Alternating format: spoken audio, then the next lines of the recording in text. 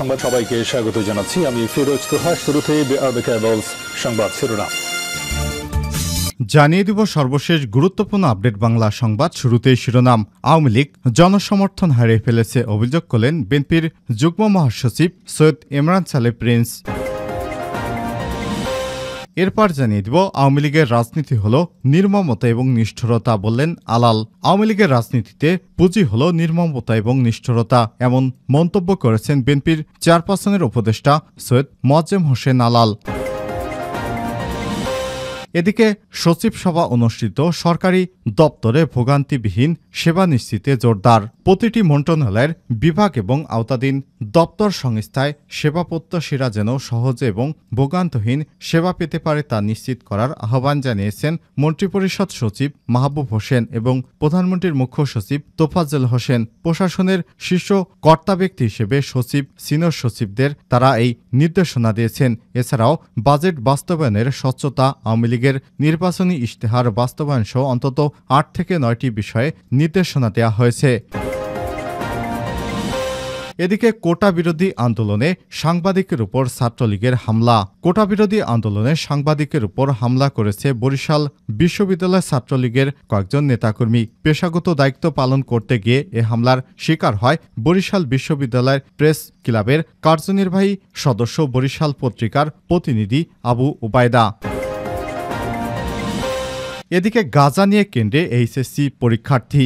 নারায়ণগঞ্জের রূপগঞ্জে এইচএসসি পরীক্ষার্থী কেন্দ্রে মোবাইল ফোন, নকলের চিরকুট এবং গাঁজা নিয়ে প্রবেশ করায় ৩ পরীক্ষার্থীকে আটক করেছে ম্যাজিস্ট্রেট। বৃহস্পতিবার ৪ জুলাই দুপুরে উপজেলার ভুলতা স্কুল অ্যান্ড কলেজের হল পরিদর্শনকালে এমন দুর্ঘটনা ঘটে। এবং সর্বশেষ জানিয়ে দেব ইসরায়েলে ২ শতাধিক রকেট হামলা লেবাননের যোদ্ধাদের। ইসরায়েলে ২ শতাধিক রকেট হামলা চালিয়েছে লেবাননের প্রতিরোধ যোদ্ধা হিজবুল্লাহ। নিজেদের এক জ্যেষ্ঠ কমান্ডারের হত্যার জবাবে হামলা চালিয়েছে গোষ্ঠীটি। বৃহস্পতিবার ৪ জুলাই ইসরায়েলের সামরিক বাহিনীর নিশানা করে এই হামলা চালানো হয়। ভারতীয় সংবাদ মাধ্যম এনডিটিভির এক প্রতিবেদনে সব তথ্য জানানো হয়েছে। জানা গেছে বুধবার লেবাননের টাইরে শহরে হামলা চালায় ইসরায়েল। দেশটির এ হামলায় হিজবুল্লাহ জ্যেষ্ঠ কমান্ডার মোহাম্মদ নাসের নিহত হয়। এর আগে গত জুনে ইসরায়েলি হামলায় আরেক সিনিয়র কমান্ডার নিহত হয়। এই ঘটনার পর ওই সময় গত ৯ মাসের মধ্যে সবচেয়ে ভয়াবহ ড্রোন এবং রকেট হামলা চালায় হিজবুল্লাহ যোদ্ধারা। প্রিয় দর্শক, এতক্ষণ শুনছিলেন সংবাদ শিরোনাম, এবারে বিস্তারিত। তবে তার আগে বন্ধুরা, আপনি কোন স্থান থেকে আমাদের সংবাদটি দেখছেন কমেন্ট করে জানিয়ে দিন এই সংবাদ সম্পর্কে আপনার মূল্যবান মতামত। প্রিয় দর্শক, আপনি যদি আমাদের চ্যানেলে নতুন হয়ে থাকেন, ভিডিওটি দেখতে দেখতে চ্যানেলটি সাবস্ক্রাইব করে রাখুন, যাতে করে বন্ধুরা আমাদের লেটেস্ট আপডেট সংবাদগুলো সবার আগে আপনার কাছে পৌঁছে যায়। এবারে বিস্তারিত। আওয়ামী লীগ জনসমর্থন হারিয়ে ফেলেছে প্রিন্স। আওয়ামী লীগ জনসমর্থন হারিয়ে ফেলেছে এমন মন্তব্য করেছেন দলটির যুগ্ম মহাসচিব সৈয়দ ইমরান সালে প্রিন্স। বৃহস্পতিবার ৪ জুলাই বিকেলে ময়মনসিংহের হালুয়াঘাটের ধুরাইল ইউনিয়নের দরাবন্নি গ্রামে ইউনিয়ন বিএনপির সাবেক সাধারণ সম্পাদক মফিজউদ্দিন মেম্বারের আত্মার মাগফিরত কামনায় দোয়া মাহফিল এবং শোকসভায় বক্তব্যে তিনি সব মন্তব্য করেন। কোটা বিরোধী আন্দোলন এবং বিশ্ববিদ্যালয়ের শিক্ষকদের আন্দোলনে বিএনপিকে জড়িয়ে আওয়ামী লীগ নেতাদের বক্তব্য উল্লেখ করে বিএনপির যুগ্ম মহাসচিব বলেন, সরকারের ব্যর্থতায় যখনই কোনো আন্দোলন গড়ে ওঠে তখনই সরকার সেই আন্দোলনকে বিভ্রান্ত করতে আওয়ামী লীগ নেতারা মিথ্যাচারে মেতে ওঠে। তিনি বলেন, জনগণের দল হিসেবে যে কোনো যৌক্তিক দাবি আন্দোলনে বিএনপির সমর্থন বা সংহতি থাকাটাই স্বাভাবিক এবং আছেও। তাই বলে যেসব আন্দোলনে ভর করে সরকার বিরোধী আন্দোলনকে চাঙ্গা করার অভিপ্রায় বিএনপির নেই। সরকার এতটাই দুর্বল এবং জনসমর্থন যে কোনো আন্দোলনে সরকারের হৃদয়কম্পন শুরু হয়ে যায়। তিনি ধুরাইল ইউনিয়ন বিএনপির নেতা মফিজউদ্দিনের আত্মার মাগফিরত কামনা করে বলেন, বিএনপি তার ত্যাগ এবং কর্মনিষ্ঠার কথা চিরদিন শ্রদ্ধা করে স্মরণ করবে। তিনি দলের নেতাকর্মীদের প্রতি মরহুম মফিজউদ্দিনের কর্মকাণ্ড অনুসরণ করে দল এবং দেশের কল্যাণে আত্মনিয়োগ করার আহ্বান জানান। দরাবন্দি মাদ্রাসায় ময়মনসিংহ উত্তর জেলা বিএনপির সদস্য বীর মুক্তিযোদ্ধা কাজিমউদ্দিনের সভাপতিত্বে অনুষ্ঠিত দোয়া এবং শোকসভায় অন্যান্যদের মধ্যে ময়মনসিংহ উত্তর জেলা বিএনপির সদস্য আসলাম মিয়া বকুল, হানিফ মোহাম্মদ শাকের উল্লাহ সহ বিভিন্ন পর্যায়ের নেতৃত্ববৃন্দ উপস্থিত ছিলেন। আওয়ামী লীগের রাজনীতি হলো নির্মমতা এবং নিষ্ঠুরতা। আলাল, আওয়ামী লীগের রাজনীতির পুঁজি হলো নির্মমতা এবং নিষ্ঠুরতা, এমন মন্তব্য করেছেন বিএনপির চেয়ারপারসনের উপদেষ্টা সৈয়দ মোয়াজ্জেম হোসেন আলাল। বৃহস্পতিবার 4 জুলাই দুপুরে জাতীয় প্রেস ক্লাবের সামনে এক প্রতিবাদ সভায় তিনি সব মন্তব্য করেছেন।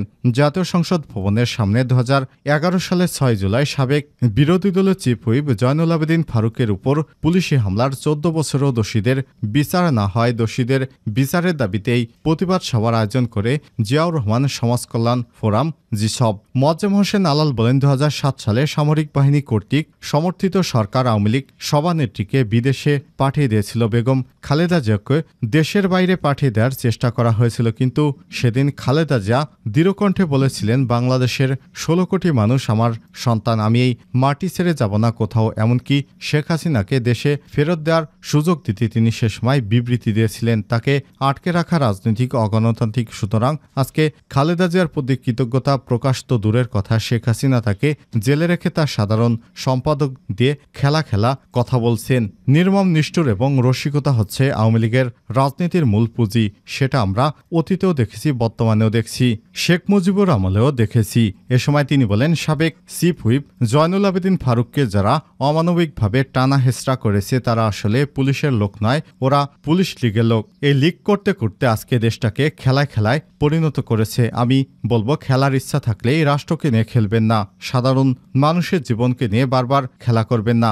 আলাল বলেন, দেশের মানুষ আজ বলিষ্ঠ, বাজারে প্রতিটি নিত্যপণ্যের দাম আকাশ ছোঁয়া হয়ে গেছে। তারা শরীরের দরকারি জিনিস প্রোটিন ঠিকমতো সংগ্রহ করতে পারছে না, তারা অত্যাচারে জর্জরিত। ইতিমধ্যে বড় বড় কথা বলেও নিজেদের যা খুশি তাই করা দেশের সব প্রতিষ্ঠানকে দলীয়করণ করেছে। আলাল আরও বলেন, আমরা চেষ্টা করেছি আবারও সবাইকে ঐক্যবদ্ধ করে আগামীতে আন্দোলনের নতুন কর্মসূচি আসবে।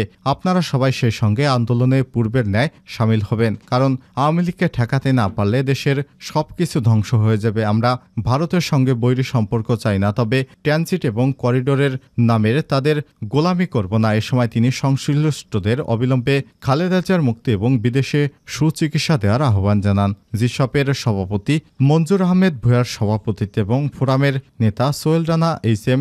স্বপন রানার পরিচালনায় আরও বক্তব্য দেন নাগরিক ঐক্যের সভাপতি মাহমুদুর রহমান মান্না, বিএনপির চেয়ারপারসন বেগম খালেদা জিয়া, জয়নুল আবেদিন ফারুক। নাগরিক ঐক্যের সভাপতি মাহমুদুর রহমান মান্না, বিএনপির চেয়ারপারসনের উপদেষ্টা জয়নুল আবেদিন ফারুক, সৈয়দ মোয়াজ্জেম হোসেন আলাল, নির্বাহী কমিটির সদস্য শাহ মোহাম্মদ নেসারুল হক প্রমুখ।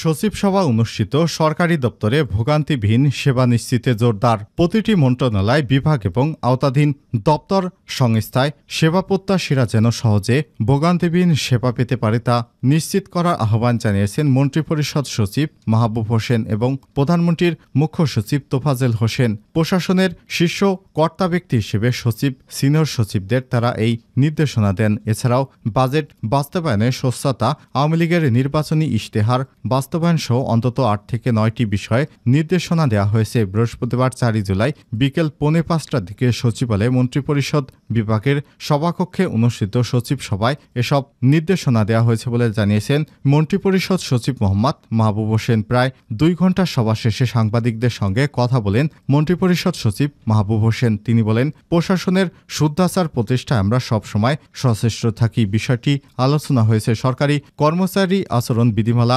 1979 সংশোধন হয়েছে। আইন মন্ত্রণালয় ভেটিংও শেষ হয়েছে। দ্রুত আপনারা এই বিষয়ে জানতে পারবেন। এ সময় তিনি বলেন, নির্বাচনী ইশতেহার বাস্তবায়নের গুরুত্বারোপ করা হয়েছে। বাজেট বাস্তবায়নের স্বচ্ছতা রক্ষার বিষয়ে সচিবদের বিশেষভাবে নির্দেশনা দেওয়া হয়েছে। মাহবুব হোসেন বলেন, সরকারি অফিসগুলোতে সেবা কার্যক্রম তদারকি মনিটরিং করতে বলা হয়েছে।